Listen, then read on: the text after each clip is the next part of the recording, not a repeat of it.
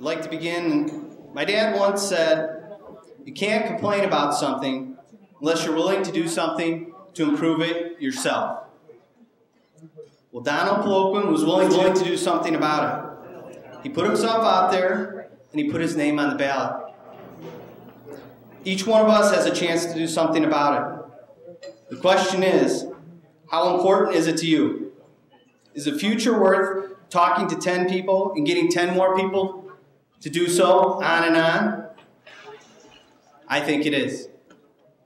So without any further ado, candidate for the 1st Congressional District, Don Peloquin.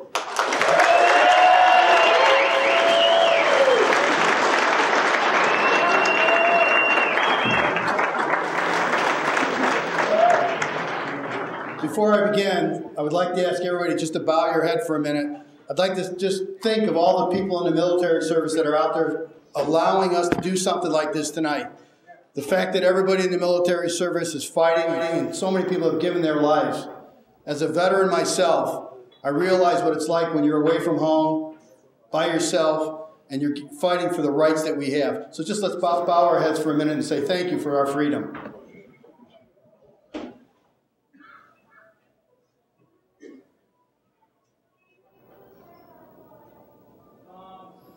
Thank you.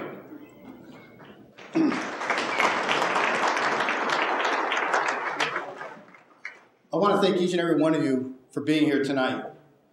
When I announced this candidacy back in October, I had an idea it would be a humbling experience. I just didn't realize how big. The amount of encouragement and the support that both I and my family and the campaign has received is just overwhelming. There's so many young people getting involved. There's so many people out there who are telling me, this is the first time I've ever known anybody who's run for that office. And it's a nice feeling. When the 1st district map was remapped, I didn't see this as a Washington political strategy in play. I saw it as an opportunity. I saw an opportunity for us to reach out and for our community's interest and our needs to be met, not just to be rolled into partisan politics. You know, if you look at the maps that were redrawn, it's evident that they were partisan. There's 18 congressional districts in the state of Illinois. 11 of those districts reach into Chicago. That is not what it's about. I saw this again as an opportunity to reclaim our government and once again let our voices be heard. I saw an opportunity to send a clear message that when you're elected to represent people, represent them. And if you don't, the time has come to change. As most of you know, I've spent most of my life, my professional career in public service. I've had the very distinct privilege of serving the city of Blue Island for over 30 years. 27 of those years as mayor. I've been proud of the work we've accomplished in the city of Blue Island. I'm proud of the people and the residents of our community, and I'm extremely grateful for the confidence they've shown me by putting me back in office. I was part of a group that elected the first Hispanic alderman to the city council. Part of the group that elected the first African American to the city council in Blue Island. I led the city's efforts to convert an old landfill into a golf course that will be completing its 18th year of operation this year. I also was able to find a source of funding to take an area in our town, California Gardens, and redo the streets, the sewer, the water. We did this because that was the thing to do. And I don't consider my bid for Congress as a step up the political ladder. I consider it an obligation of myself to give back to the people who have given so much to my family and our country. I feel it's an obligation to go out and try to represent the people. Over my 30 years as mayor and representative, I've learned how to represent people. I've learned that working with people is the greatest reward of all. I've learned that if you sit down with people and listen to their needs, you can structure goals and accomplishments together. You can reach back and do things for people, and people will appreciate that.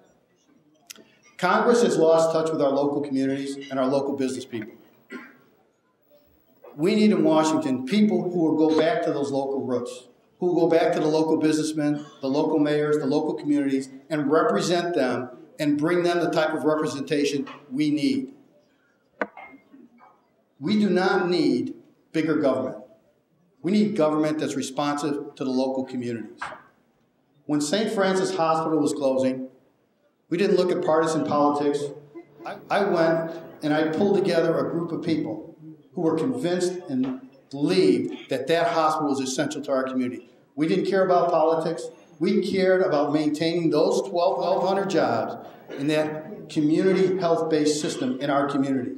We worked together between the doctors, the staff, the local politicians, the state politicians. We all worked together. Nobody stopped us, and nobody from the federal government came in us and told us how to do it. We worked as a local group to accomplish local goals, to help local people in their local problems. That's what Congress should be about. Congressmen should represent the people, not the political party.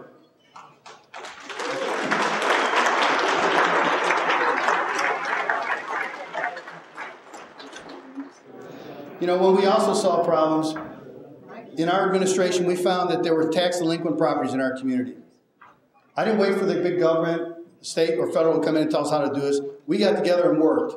We reclaimed over 200 tax delinquent properties, and we made affordable housing available to people who could live in our community and raise their families in our community and work in our community and become a solid base for our community.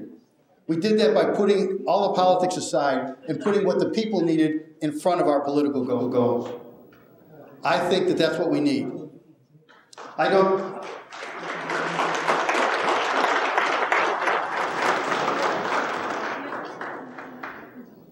There's too much at stake in what's going on today. There's too many people out of work or in financial hardships. There's too many homes are underwater or in foreclosure. Local businesses are going bankrupt and can't get the resources they need to grow and hire new employees. We need a representative that can get to Washington and get everybody to sit down at the table and then find a solution that best serves the people we serve.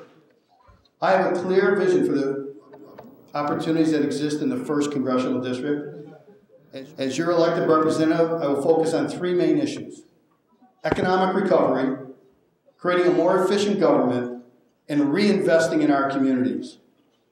It's no surprise that the key to economic recovery exists in people being put back to work. I believe that a successful recovery is going to rest on the shoulders of small business owners. Since 1975, I've been a small business owner. I can relate to some of the tough times small business owners have today. Small business owners are also the heart and soul of our economy, and government needs to let them do what they do best: create jobs. I'm a proponent of the 3rd airport in Illinois. I'd like to see it developed as a cargo-based airport with intermodal facilities added to it.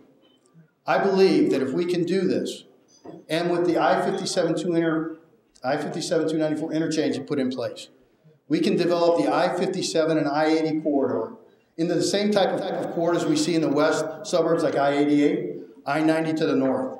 We can bring those jobs to our area, and we have the labor force already in place here. We already have the mass transportation in place to move people to those jobs. We can create a network that can reestablish this region as the fastest growing region in the country. I believe that we can create over 15,000 new jobs doing this, and I believe it can be done if we work together. Between the Will County representatives, Southern Cook County, and the state, we can make things happen. This part of the country was a hub once for transportation and development. It can once again be that center hub for not only the country, but for our region too. Our government has simply grown too big, and each level takes more and more of your tax dollars instead of investing in your community. As your congressman, I will support legislation that will reduce wasteful spending in Washington. In 1972, President Nixon began a program called revenue sharing. From 1972 to 1986, revenue sharing was money that was given, federal tax dollars, giving back to your local communities. During that time, $85 billion was given back to local communities to do what they needed to do, whether it was infrastructure, whether it was helping small businesses, whether it was just helping the people in the community. That was there. And the best thing about it, the maintenance or the management on that was minimal. We didn't have organizations or minutia or red tape to go through. That money came back, and the local community could put that money where it could do the most good. We need this type of thing brought back to Washington. There's too many agencies duplicating efforts for the same project, performing the same task. I believe that your tax dollar should be invested in your community, in your child's education, in your roads and sewers and businesses, not misspent by agencies that get nothing done. I don't believe that raising taxes is the answer. I believe that we need to assess our budget, reduce where there's overspending, make things more efficient and proficient. We need to bring the big government down. The bigger is not better.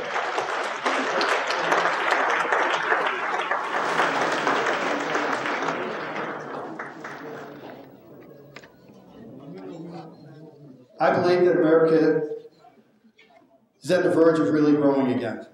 I believe by reinvesting in your local communities, that's going to be the stimulus to grow even more.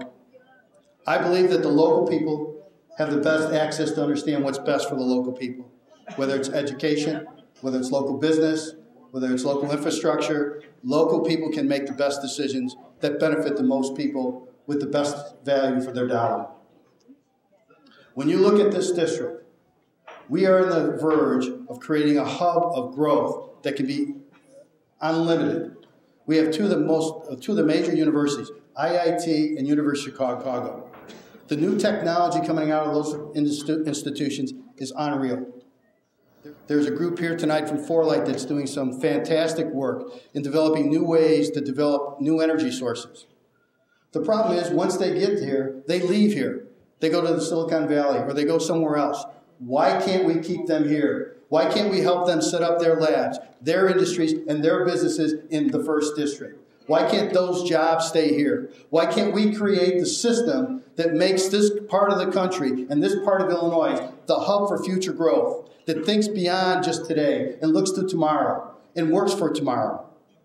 I believe we can do that. And I believe if we have a congressman who's willing to sit down with those people and find out how we can make that work, and then sit down with the local mayors and local community to say, how do we get them into your community? How do we utilize the properties within your community? There are things that we can do with vacant properties, such as vertical farming, taking an old industrial building and create a vertical farm and grow crops locally. We can use that to generate new types of energy, biodiesel, and reduce our carbon footprint in the area. This is all here right now, and we can do it, but we need to have the leadership, and we need to have the person who's willing to say, I'm willing to work with you as the local level to get things done. The local level is the real source of growth in this country, not at the federal level. It's not in Washington. It's in the communities of this district, from Evergreen Park to Blue Island to Mokina to Midlothian to Frankfort to Elwood to Palos Heights to all 15 towns in this community. It's about us working together to stimulate a growth pattern and not be afraid to participate in the process that we are participating in. Many people died for the right we're experiencing right here. Don't let that die. Get your youth involved. Become involved. We can make a difference.